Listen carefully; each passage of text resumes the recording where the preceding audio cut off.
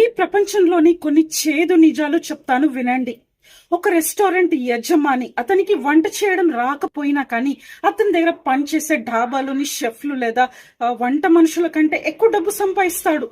ఇంకా ఒక స్కూల్ యజమాని అతను పీజీ పిహెచ్డీలు బీఈడీలు చేయకపోయినా అసలు చదువే రాకపోయినా అతని దగ్గర పనిచేసే టీచర్లు ప్రిన్సిపల్ కంటే కూడా ఎక్కువ డబ్బు సంపాదిస్తాడు.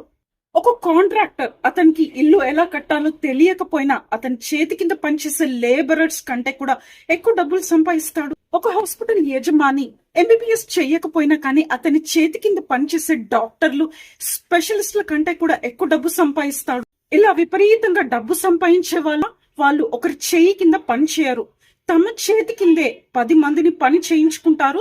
ఇంకా ఒక సిస్టమ్ ని నిర్మిస్తారు. ఆ సిస్టమ్ ని ఎలా మేనేజ్ చేయాలో పర్ఫెక్ట్ గా నేర్చుకుంటారు. ఇలాంటివి ఇంకా తెలుసుకోవాలంటే please do like, share and subscribe the channel.